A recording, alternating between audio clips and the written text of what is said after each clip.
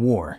It's plagued mankind since we first sharpened spears and forged swords. It's the churning wheel of history, where empires rise and fall.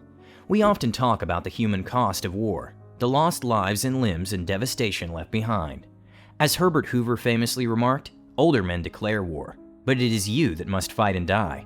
But there's another cost often unaccounted for, and no less devastating. It's the climate cost of war. The environmental toll of armed conflicts is scarcely ever mentioned in our histories of past conflicts. There's a footnote about the Romans salting the fields of Carthage, or in the modern day, the chemical assault on Vietnam's jungles by the US Army to hunt out the Viet Cong hiding amongst the trees. Yet the true scale of the destruction wrought by modern warfare is unimaginable. It's far beyond what many believe. When the dead are buried and the ink is dried on the peace treaty, the climate cost can linger for decades, with far-reaching effects on the people living in a now depleted landscape. In this video, I'll delve into these hidden environmental costs behind modern warfare, exploring how colossal supply chains and chemical weapons leave our planet and homes a husk of their former self. This is the story of wildlife catastrophes in the forests of Africa and the remnants of conflicts that continue to harm our world long into the future. These are the climate costs of war. The climate and environmental history of warfare are grim. The atomic bombings of Nagasaki and Hiroshima, the scarred mudscapes of the First World War's trenches, the scorched earth policies of the Gulf War. War is hell on earth. Historically, wars also caused environmental destruction, but no classical or medieval empires could bring to bear the sheer scale of the force of modern militaries. We hear stories of the nomadic Scythians of the Asian steppes, poisoning wells and destroying food supplies as they retreated from the Imperial Persian Empire. In England, following William the Conqueror's victory over the Anglo-Saxons in 1066, the harrying of the north saw food stores and livestock slaughtered and destroyed. Whole villages were wiped off the map, and the survivors were reduced to cannibalism. And yet, for all the brutality, such massacres pale in comparison to the wars of the 20th and 21st centuries. Though conflict broke out sporadically in the 19th century, with mass-produced rifles and long-range artillery being used, the first truly industrial war began in 1914, when the empires of Europe declared the World War I. The fields of France and Belgium became pockmarked, a muddy sludge of bones and blood.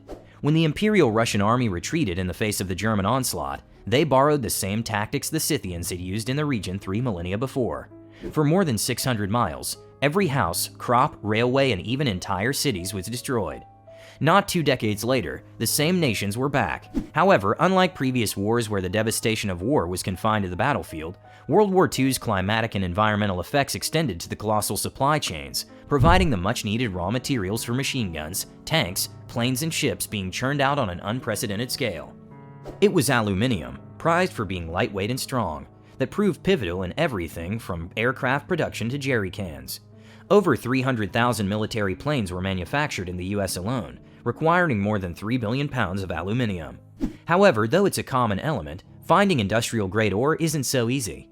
What's needed is bauxite, and it's rare. As the environmental historian Matthew Evenden wrote, from the bauxite mines of British Guiana, through transshipment points on Trinidad, the smelting facilities of Quebec, and the cryolite mines of Greenland, the aluminium commodity chain delivered the consequences of wartime military demand to distant production and manufacturing sites, making the landscapes of war global in reach. Hillsides were stripped of forests, soils desecrated in the ravenous need to feed the war machine. The legacy landscapes of bauxite mining are lunar, devoid of life. Meanwhile, the smelting process pumped polynuclear aromatic hydrocarbons into the air and water.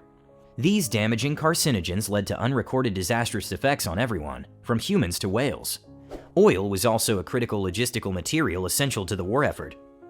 Britain and Russia's securing of the Persian oil fields, the Japanese strategic offensive in the Dutch East Indies, and the Wehrmacht's drive towards the Caucasus were all fueled by a desperate need to keep the black gold flowing.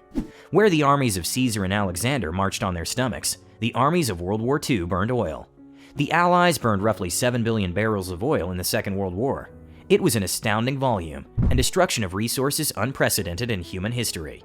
However, by comparison, it's paltry. We currently produce around 80 million barrels of oil a day.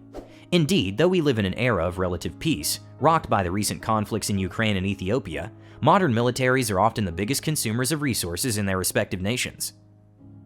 For example, an analysis of the global north between 1960 and 2014 found a strong correlation between military spending and increased greenhouse gas emissions. These massive military leviathans needed oil and gas to not only produce the modern menagerie of tanks and planes and ships and drones, but also to fuel these impressive arsenals. The US military is estimated to be the #1 fossil fuel consumer globally, by some margin. Even in less militaristic countries, like Canada, the Department of National Defense readily admits to being the largest energy consumer in the government, necessitating high volumes of hazardous materials. Militaries are also prominent polluters. The US military isn't just the biggest greenhouse emitter, it's also the largest generator of pollution worldwide. Indeed, the top 5 US chemical companies combined only produce 1/5 of the toxins pumped out by the Pentagon, which manages approximately 39,000 contaminated sites. John Steinbeck's quote, "All war is a symptom of man's failure as a thinking animal," seems truer by the statistic. Even the relatively smaller wars of the 21st century burned oil in a bonfire of destruction. Netta Crawford, co-director of the Costs of War Project, analyzed Pentagon fuel use in the post-9/11 wars. Between 2001 and 2017, she found the US military had emitted 1.2 billion metric tons of greenhouse gases. More than 400 million metric tons of greenhouse gases are directly linked to war-related fuel consumption, with fighter jets being the primary consumer. That's equivalent to 257 million cars, more than double the current number on US roads. When General David Petraeus said in 2011, "Energy is the lifeblood of our warfighting capabilities," it was something of an admission of guilt. Global activists are rightly concerned. Military spending is higher than ever before, and with a ramping up of international tensions, the implications for climate change are dire. Currently, the world spends roughly 2.2% of global GDP on military funding. To reverse the climate crisis by 2030, it's estimated such spending would need to more than half. While the issue of climate change remains hotly contested in US politics, the military is under no such illusions. A 2019 Pentagon report concluded that 79 military bases would be affected by rising sea levels and frequent flooding, including the world's largest naval base located in Norfolk, Virginia. Further Army studies warned about diminishing freshwater supplies and the cost of climate catastrophe. To say the US military is scared of climate change is an understatement. It's terrified. Now it's trying to turn around the Leviathan into a mean green warfighting machine, but the inertia of the organizations means such a task isn't easy. It doesn't mean great strides aren't being made. The US Navy, for instance, has started producing or procuring 25% or more of its energy consumption from renewables. That includes the Great Green Fleet, a carrier strike group reliant on hybrid electric propulsion, fuel cells, and nuclear power. It's a significant step forward, but it might be too little too late. With the US military a bigger polluter than as many as 140 countries, there's a long road ahead. The climate isn't solely about invisible gases, however. Our environment consists of oceans, animals, plants, and all manner of life. The hunt for resources often drives their destruction and fuels wars and conflicts in the bid to dominate global commodities. Nowhere is this truer than in the heart of Africa. When the European empires carved up the map in the 1884 Berlin Conference, it was more about imperial prestige than economic interest. Still, iron tracks were laid en masse to ferry resources like gold, timber, and rubber from Africa's continental interior to the coastal ports of Mombasa, Point Noir, and Lagos. It's a practice that continues today, as warlords and so-called presidents vie for control of the diamond, cobalt, coltan, and gold mines. Much of the resources are used in modern smartphones. The Great African War, for example, centered on the Congo, was the bloodiest since World War II. The conflict destroyed 1.61% of Congo's forest, and poaching for bushmeat has devastated populations of gorillas, bonobos, elephants, and hippopotamuses. These forests are critical carbon stores, and are amongst the last virgin ecosystems remaining on Earth. It's a common occurrence throughout the continent. Researchers found that between 1946 to 2010, conflict occurred in 71% of protected areas, and was the single most important predictor of wildlife population trends. In high conflict states, populations often fell into freefall. Such was the site during the 1994 Rwandan genocide. There, forests were cleared for cooking fires and building shelters. The mass migration of Tutsis to neighboring regions caused a scale of environmental destruction whose marks remain to this day, even as the society itself has begun to thrive. Elsewhere, we see the same story repeated again and again. There's a bitter irony to all of this. Though war is a significant contributor to climate change and environmental destruction, the reverse is also true. It can lead to a spiraling negative feedback loop, where desperate states expend ever more resources fighting over a diminishing pile. The Syrian civil war was widely considered to be sparked by massive regional droughts, which displaced millions of farmers who were recruited into the Assad opposition. Combined with high unemployment and bad governance, such pressures are a powder keg for conflict.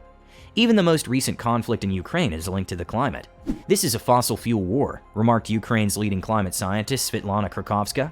Burning oil, gas, and coal is causing warming and impacts we need to adapt to, and Russia sells these resources and uses the money to buy weapons. It was a bold statement, but as energy prices skyrocket, as the world shuns Russian gas, poorer nations may well return to the dirtier yet cheaper fuels like coal. It's yet another catastrophe for the climate, potentially setting back climate mitigation efforts decades. But it's also causing a push toward renewable energy, which are increasingly cheaper than their fossil fuel counterparts. Nevertheless, for now, the climate costs of war remain higher than ever. We can only hope peace and clean energy are viable possibilities. Hey, thanks for watching. Want to suggest a video or have something to say? Let us know in the comments section. Check out our climate change playlist for more videos like this one.